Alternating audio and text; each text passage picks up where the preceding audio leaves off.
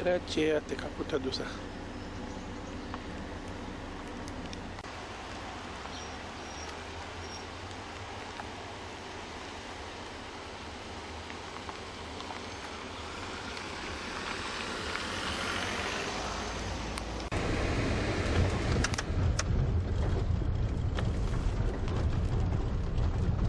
Și eu duci mai sus.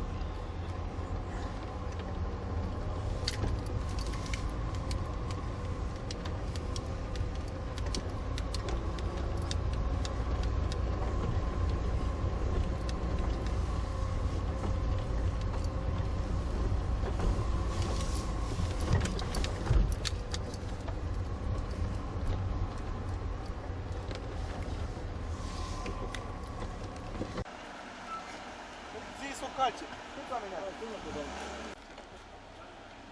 Mai plin Vali nu.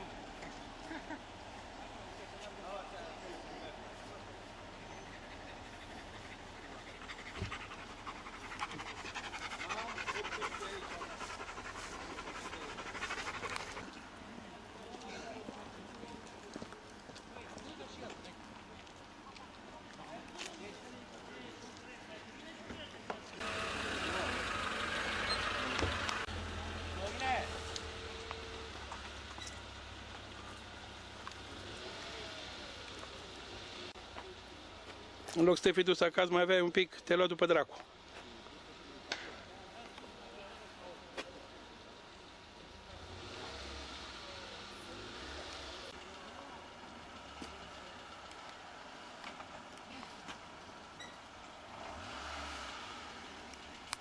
Spune și mie ce s-a întâmplat, cum de...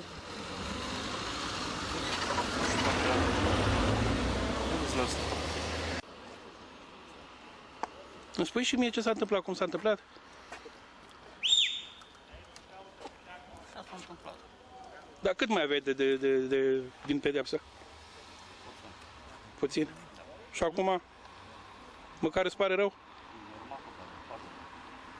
Cam pe la ce oră ați plecat? Lasă-mă băgați. Nu băgăm pe mașină. Dar vine ai noștri. Și celălalt? Dar cine a fost cu ideea, tu sau el? Că am înțeles că voi ați lucrat în regim deschis, deci n-ați avut treabă cu polițiștii după voi, cu... Trebuie să fac ceva, să ridic care e problema. Pe ce problema? Da. Să-l băgăm pe... Lasă-ne să le dă. Numai să-i scoateți cătușele, că s-a noastră. Aveți grijă. Dai-i spate, dai-i spate. Dai că merge. Dai-i spate, numai puțin, dați-vă.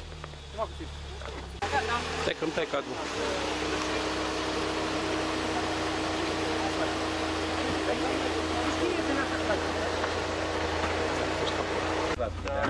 Aia clasă nu avem.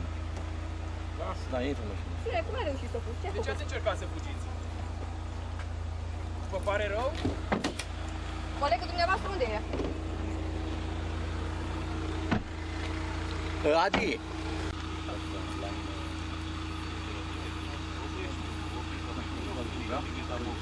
Adi?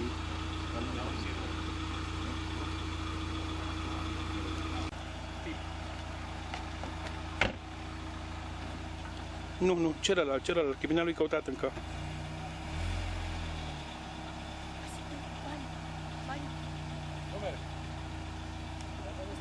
Ăsta e criminalul?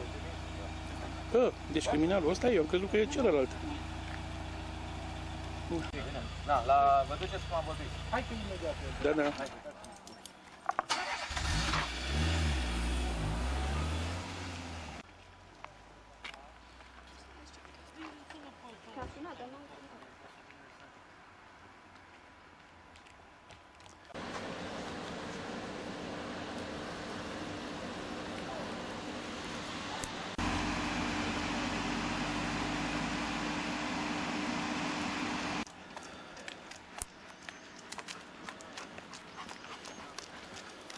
Aici. Lot, aici.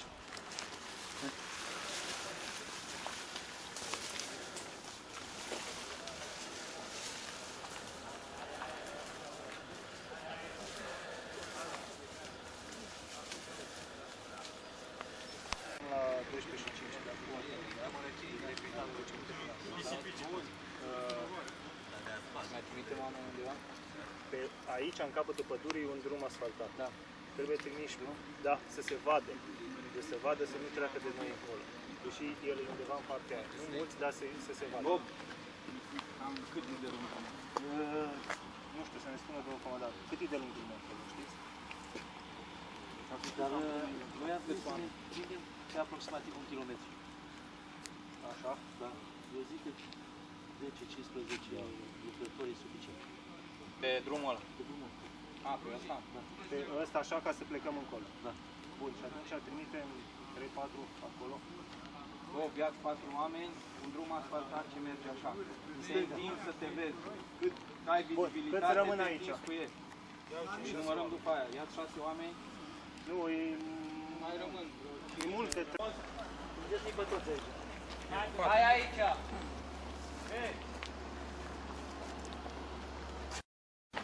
Aici sunt. Narcis, da? Și ne întind. Ne ducem dincolo pe ne.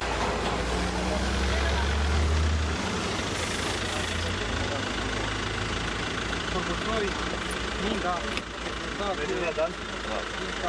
Dane, la 12 și 5 începem periajul de pe drumul ăsta.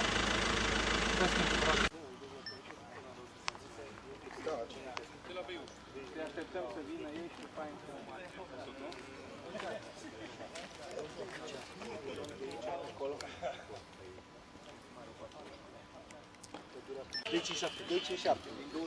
Doi 257. 0757 112 257. Ai notat? Domnul Șandu, cu coordonate. Hai, acolo din vale, da? Lăsăm 20 de metri, 30, ne aliniem frumos și începem să periem. Hai, mă. Da. De acolo. Bine, nu toți, că trebuie să ajungeți încoace. RS 5, că... 5, 10, 10 metri. 10 metri merge, haideți. Lejer metri. Dar nu, ați mers prea mult în partea aia. Haideți să mai ne ține, că linia trebuie să fie mai lungă. Găină! Mai opriți-vă, mergeți numai 2-3 încolo, mă mergeți grămadă. Dar trebuie să fiți din 2 în 2 metri. Haideți mai încolo, trebuie să acoperim toată zona până la curvă. Bine, Rujoane, hai. Uite, Bogdane, mai încolo.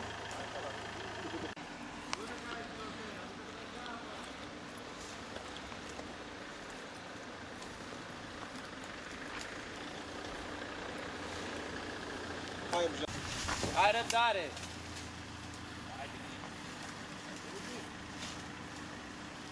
Aici la margine mai greu, după aia e pădure. Nu pleci, aștept!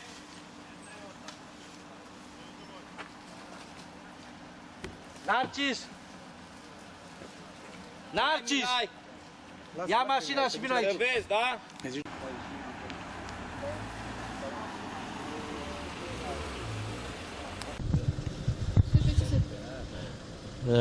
Bună ziua! În cursul dimineții au fost identificați pe raza localității Vermeș, mai precis pe tronsonul de drum ce leagă Vermeșul de Berzovia, 2 evadați din penitenciarul Buziaș.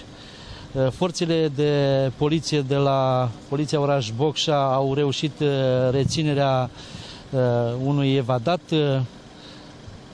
Ulterior, cel de-al doilea evadat, în momentul reținerii, a reușit să fugă în pădure.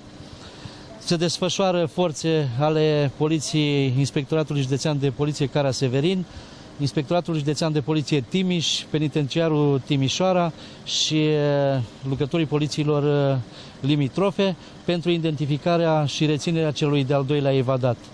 Fac precizarea că unul dintre evadați a fost condamnat la 7 ani de închisoare pentru omor, cel care a fost reținut. Cel de-al doilea a fost condamnat la 1 an și 7 luni pentru furt. Desfășurăm activități specifice și sperăm ca în câteva ore să fie prins și cel de-al doilea evadat. În ce zonă au loc călătorile și pe ce distanță? Desfășurăm forțe pe aproximativ 10 km pătrați. Cam câți oameni participă? Participă de la cele două inspectorate, de la Inspectoratul Județean de Poliție Timiș și Inspectoratul Județean de Poliție Cara Severin, Penitenciarul Timișoara, aproximativ 110 lucrători de poliție, câini, lucrători de la serviciile de acțiuni speciale și forțe ajutătoare din cadrul ocolului silvic Bocșa Română. Numele și funcția noastră? Comisar șef Obiștoiu, șeful Poliției Oraș Bocșa.